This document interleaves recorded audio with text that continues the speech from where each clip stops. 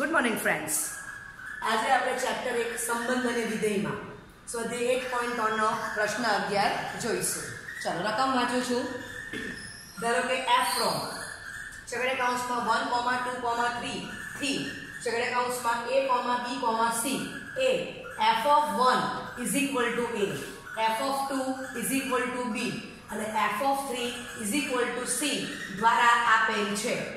f inverse શોધો અને साबित करो कि f इनवर्स नो inverse is equal to f बराबर है। तो अहींया पण आपणे f इनवर्स शोधवानो छे अने पाछुं साबित करवानुं छे कि f इनवर्स नो इनवर्स f छे। इट मीन्स के आपणे इनडायरेक्ट कही दीधुं छे कि f एकेकाने व्याप्त थवानुं छे, f इनवर्स मळवानो ज छे। तो ज आपणे f इनवर्स नो इनवर्स शोधीने एने f कही शकशुं। बराबर आपणे साबित करवानुं छे એટલે આપણને ગણવા પહેલા સમજ પડી જાય છે કે f એકેકાને व्याप्त થવાનું જ છે। ओके હવે આ દાખલામાં આપણને ફાયદો શું છે કે f of 1 f of 2 f of 3 આપી દીધા છે। જ્યારે એના આગલા લેક્ચરમાં આપણે કેવા દાખલા જોઈ ગયા, ફંક્શન આપેલું હતું બરાબર છે અને પ્રદેશ અને સહપ્રદેશ તમને n r z માંથી કંઈ પણ આપતા હતા કે r + योग સિંગલટન સેટ 0 આપણે પોઈન્ટ મૂકીને વિસ્તાર શોધતા હતા। જ્યારે અહીંયા આપણને કમ્પ્લીટ વિસ્તાર આપી દીધેલો છે, રાઈટ। ઓકે તો આને આપણે પહેલા आकृति द्वारा समझीशुं।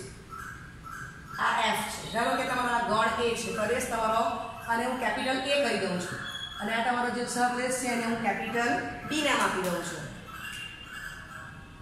बराबर छे। चालो हवे अहींया 1, 2, 3 अने आ बाजू सामे शुं आप्युं छे a b अने c। चालो हवे आपणे शुं आप्युं छे बीजुं कि f of 1 is equal to a बराबर है। એટલે 1 નું પ્રતિબિંબ f ને સાપેક્ષે કોણ છે a। એ જ પ્રમાણે f of 2 એ તમને b આપેલા છે અને એ જ પ્રમાણે f of 3 એ તમને c આપેલા છે પક્ષમાં। બરાબર છે। ચાલો તો આપણે આકૃતિથી જોઈ શકીએ છીએ કે પ્રદેશના પ્રત્યેક ઘટકને સંગત સહપ્રદેશમાં एक अने मात्र एक ज घटक संकળાયેલો છે એટલે આ વિધેય એક એક છે જ। તો આપણે આકૃતિ દ્વારા પણ લખી શકીએ અને રાઇટિંગ થી પણ લખી શકીએ। તો પહેલા આકૃતિ બતાવું છું તમને। ચાલો તો માટે હું આમ કહી શકું, આકૃતિ પરથી સ્પષ્ટ છે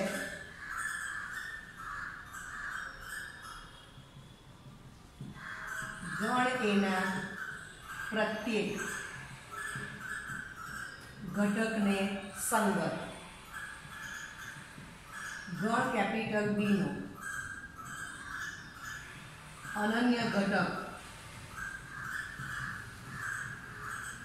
संकળાયેલ છે।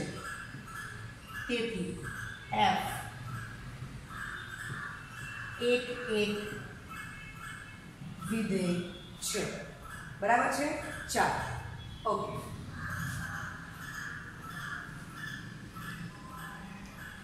अब बीजो આપણે આકૃતિ પરથી શું કહી શકીએ, આકૃતિ પરથી અહીંયા લખું છું અથવા આ બાજુ લખીએ। આકૃતિ પરથી range of f is equal to a, b, c बराबर है। ओके तो ए ज कोण છે f नो सहप्रदेश जेने मैं कैपिटल b नाम आपेलू छे। बराबर है। तो आपने मळी गयुं कि range of f is equal to f नो सहप्रदेश माटे f व्याप्त विधेय छे। ख्याल आवी गयो आटलामां? ओके चलो माटे f एकेकाने व्याप्त छे माटे f a एक एक अने व्याप्त छे। तेथी f इनवर्स नो अस्तित्व छे। बराबर अथवा f ए व्यस्त संपन्न विधेय छे। चलो तो आपणे सीखी गया कि f from a to b આગલા લેક્ચરમાં તો g इज એટલે એ કોણ થશે f ઇનવર્સ। એ શું થાય b टू a થશે। तो f ना प्रदेश અને સહપ્રદેશની અદલા બદલી કરો તો આપણને f ઇન્વર્સ ના પ્રદેશ અને સહપ્રદેશ મળશે। ચાલો તો અહીંથી હું આમ શું લખી શકું f from a to b કીધેલું છે તો g f inverse b to a થવાનો છે તો વેલ્યુ મૂકવા માંડીએ તો g f inverse ચાલો તો b કોણ આપેલો છે a, b, c થી એ આપણે કોને નામ આપેલું છે તો કે છગડીયા કૌંસમાં 1, 2, 3 વાત સમજાય છે ઓકે હવે આને આપણે આટલી દ્વારા દર્શાવીએ થઈ ગયું આટલું ઓકે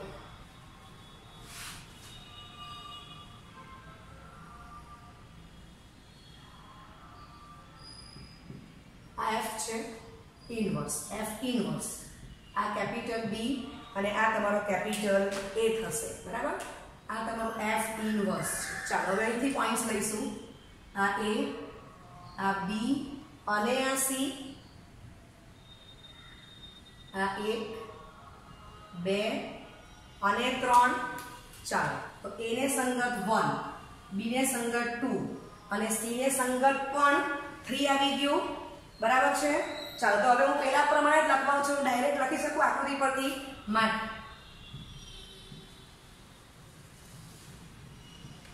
આકૃતિ પરથી સ્પષ્ટ છે કે f ઇનવર્સ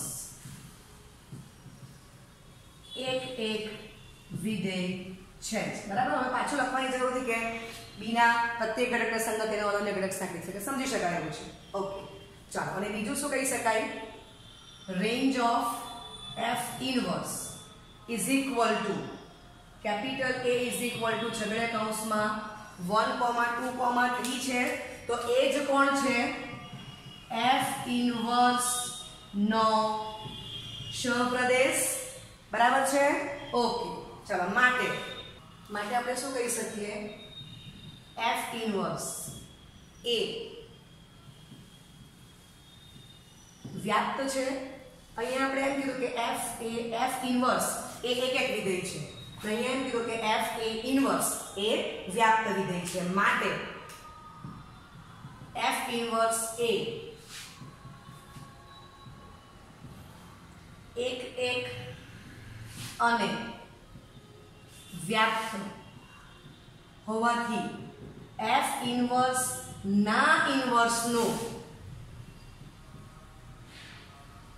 અસ્તિત્વ છે સમજાઈ ગયું ઓકે હવે ફરી પાછું આનો ઇનવર્સ જોઈતો છે ઇનવર્સ નું અસ્તિત્વ છે તો હવે હું શું લખી શકું f ઇનવર્સ નો ઇનવર્સ તો ફરી પાછા આના પ્રદેશ અને સહપ્રદેશની અદલા બદલી કરો તો આપણને શું મળશે capital A to capital B right ચાલો તો કેપિટલ A ની વેલ્યુ કોણ છે ઓકે આમ થઈ ગયું કેપિટલ A તમારો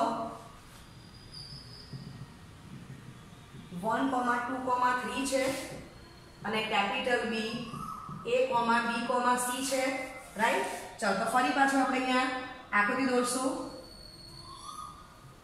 f ઇનવર્સ નો ઇનવર્સ બરાબર છે આ કેપિટલ A આ કેપિટલ B આ 1, 2, 3 આ બાજુ A B C ક્લિયર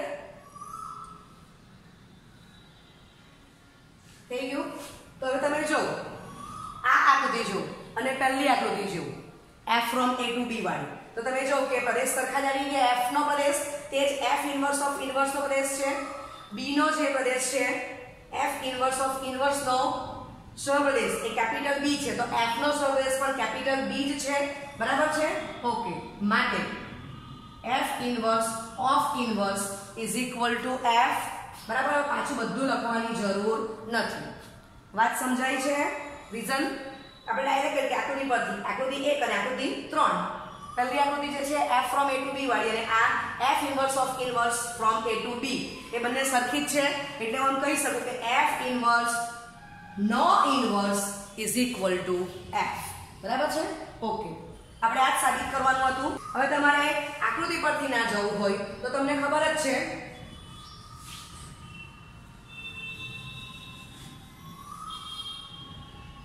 આ f છે આમ મેં નામ આપી દીધું બરાબર હવે તમને પક્ષમાં શું આપેલું છે f(1a) f(2b) અને f(3c) આપેલા છે તો આમ ડાયરેક્ટ લખી શકું કે રેન્જ ઓફ f કરતા બી પહેલા આપણે f જ ડિફાઇન કરીએ તો f ઇઝ ઇક્વલ ટુ છગડે કૌંસમાં યામમાં 1, a 2, b અને 3, c સમજાય છે? આ બીજી રીત બતાવું છું. આગળ રીત તો સારી છે જ, આ બીજી રીત બતાવું છું. થઈ ગયું? હવે આના પરથી ક્લિયર જ છે કે રેન્જ ઓફ f કોણ થવાનું? તો કે a, b, c એ જ કોણ છે? f નો સહપ્રદેશ બરાબર. માટે fa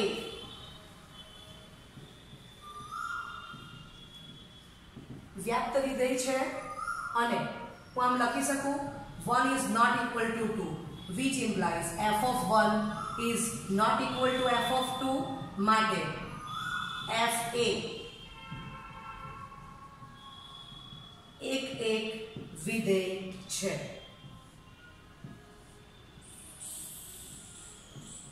બરાબર. માટે fa એક અને વ્યાપ્ત હોવાથી f ઇન્વર્સ નું અસ્તિત્વ છે. માટે f ઇન્વર્સ તો f ના પ્રદેશ અને સહપ્રદેશની અદલા બદલી કરી નાખો. f ને બદલે f ઇન્વર્સ મૂકી દો એટલે આવી ગયું b2 કેપિટલ A બરાબર છે. ચાલો તો f ઇન્વર્સ શું લખાશે? તો કે આ તમે જે લખ્યું છે એમાં તમે xm ને ym રિપ્લેસ કરી નાખો બરાબર. એટલે શું લખાશે? a, 1 b, 2 અને c, 3 બરાબર છે. ચાલો ફરી પાછું આપણે આના પરથી એમ કહી શકીએ આ લખ્યું એના ઉપરથી કે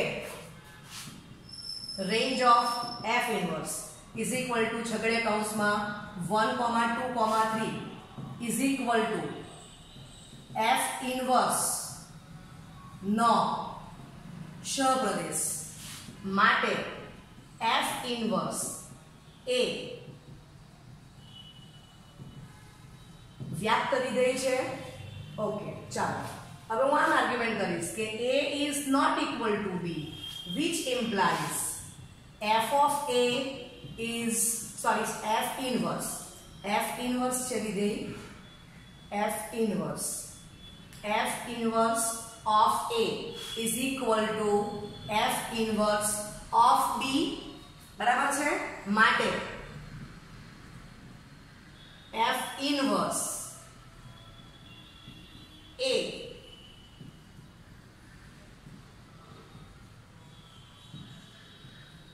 એક વિધેય છે.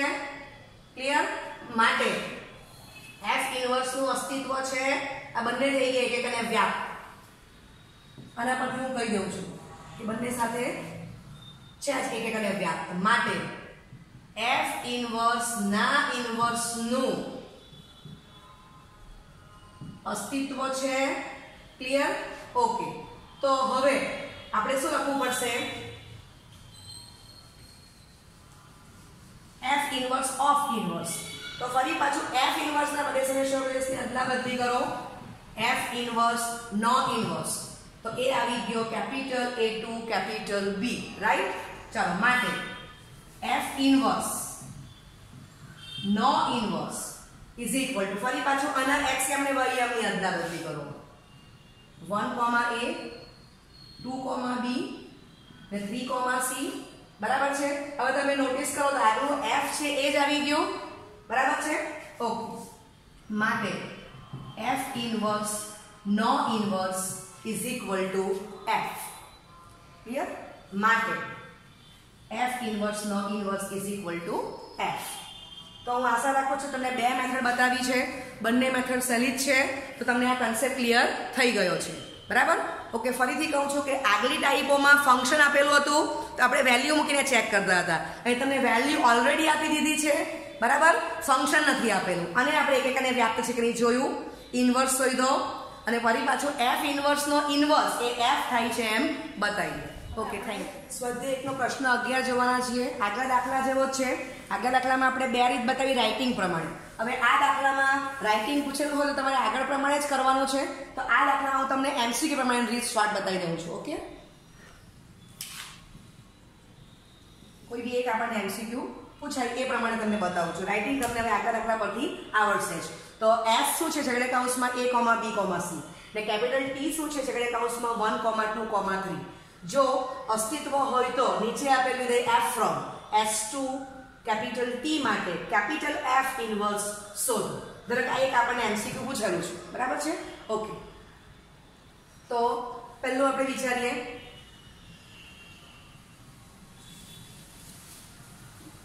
આ કેપિટલ F છે, S થી કેપિટલ T છે. S કોણ છે? ઓકે, એને આપણે રાઉન્ડ જ કરી દઈએ છીએ. અને આ તમારું કેપિટલ T છે, રાઈટ? ચાલો આપણે S માં એલિમેન્ટ્સ મૂકી દઈએ. A, B, C અને આ બાજુ 1, 2, 3, બરાબર છે? ઓકે, હવે આપણે આ જ લખવાનું છે, તો આપણે આ જ વાંચશું. તો આપણને શું આપેલું છે? xy. અને આ ફંક્શન જે આપેલું હોય, બરાબર છે, એમાં વહ્યા ઉચકશો તો આપણને શું મળે છે? બરાબર, આમ આપણે વ્યવસ્થિત લખવું હોય તો શું લખી શકશું? આને પરફેક્ટ, કેમ કે આપણે પહેલા નાની સંખ્યા લખી છે, કહું છતાં આપણે આ જ લખીએ, બરાબર છે? તો રેન્જ ઓફ f કેટલી આવશે? 1, 2, 3. ક્લિયર છે? તો તમે જોઈ શકો છો કે કેપિટલ F નો સહપ્રદેશ આ જ છે, બરાબર છે? તેના પરથી વ્યાપ્ત છે એમ કહેવાય ગયું. અને બીજું આપણને શું આપેલું છે? તો અહીંથી બી ખબર પડ્યા કરે એમસીક્યુમાં, તો આકૃતિ પણ દોરવાની જરૂર નથી, બરાબર? જે હું રાઇટિંગ કરું છું તમારે માઇન્ડમાં જ જોઈ લેવાનું કે રેન્જ કેટલી આવી શકે છે. 1, 2, 3 સહપ્રદેશ એટલો જ આપેલો છે, માટે f વ્યાપ્ત છે, બરાબર? ઓકે, માટે f એ વ્યાપ્ત વિધેય છે. હવે તમે જો કે a ને સંગત 3 આપેલા છે, b ને સંગત 2 ને c ને સંગત 1. પણ કોઈ પણ એક ઘટક S માંથી હશે, પ્રદેશમાંથી, તો સામે સહપ્રદેશમાં પણ એક જ ઘટક મળતો છે, એટલે f એક છે એમ પણ ખબર પડી જ જાય છે, બરાબર? માટે f એ 1 છે. અથવા આના પરથી ખબર પડ્યા કરે કે a is not equal to b, which implies f of a is not equal to f of b. સમજાય છે? ઓકે, તો ક્લિયર થઈ ગયું કે f એક અને વ્યાપ્ત છે, માટે f ઇન્વર્સ મળવાનું જ છે. તો f ઇન્વર્સ માં શું લખાશે? f from તમારું S to T છે, તો f ઇન્વર્સ શું આવશે? T થી S આવશે. અને f ઇન્વર્સ લખશો એમાં તમે xm ને ym ને રિપ્લેસ કરી નાખો, બરાબર છે? તો આ તમારો જવાબ કમ્પ્લીટ થઈ ગયો, બરાબર છે? આ તો જે તમને MCQ માટે જવા માટે શોર્ટ મેથડ બતાવ્યું. હવે આના કરતા વધારે શોર્ટ મેથડ તમે એક પણ દાખલો ગણશો, બરાબર, એટલે તમને હજી શોર્ટ મેથડ આવડી જશે. તો આના પરથી ફટાફટ બોલો. હવે MCQ પ્રમાણે એક્ઝેક્ટ કે આપણે કંઈ જ લખવાનું નથી, આટલું જ ફોકસ કરો. અને આ બે વસ્તુને ફોકસ કરીશ. ચાલો, તો આના પરથી ખબર પડ્યા કરે xયા મુચકો તો છગડે કૌંસમાં ABC એ પ્રદેશ જ છે. વહ્યા મુચકો છગડે કૌંસમાં 1, 2, 3 એ જ કોણ છે? સહપ્રદેશ. એક અને વ્યાપ્ત છે. f ઇન્વર્સ મળે. f ઇન્વર્સ જો કે પ્રદેશ અને સહપ્રદેશની અદલા બદલી, xm ને વહ્યમની અદલા બદલી, f ને બદલે f ઇન્વર્સ, બરાબર? તો બે સ્ટેપમાં જવાબ તૈયાર થઈ ગયો MCQ પ્રમાણે. ક્લિયર? ઓકે, ચાલો. એટલે પહેલો જે ભાગ હતો એમાં આપણને ઇન્વર્સ મળે છે. હવે બીજા દાખલામાં શું હતું? બીજું MCQ ધારો કે તમને આ રીતે પૂછેલું છે, તો capital F is equal to યામાં a, 2 b, 1 અને c, 1. ચાલો, તો અહીંથી જ ખબર પડ્યા કરે, બરાબર, કે b is not equal to c, which implies f of b is equal to f of c. માટે f એ 1 નથી. આ મને તરત ખબર પડી ગઈ, તો ડાયરેક્ટ લખી દેવું કે માટે f ઇન્વર્સ નું અસ્તિત્વ નથી. તો જવાબ શોધાઈ ગયો. અથવા તમને આ જલ્દી ખબર પડી ગઈ, અથવા તમે આ જોઈ લો કે રેન્જ ઓફ કેપિટલ F કેટલા આવે છે? તો કે 1, 2 અને f નો સહપ્રદેશ કેટલો છે? તો કે 1, 2, 3, બરાબર છે? Not equal to range of f, માટે f એ વ્યાપ્ત વિધેય નથી, માટે f ઇન્વર્સ મળશે નહીં. સમજ પડી ગઈ?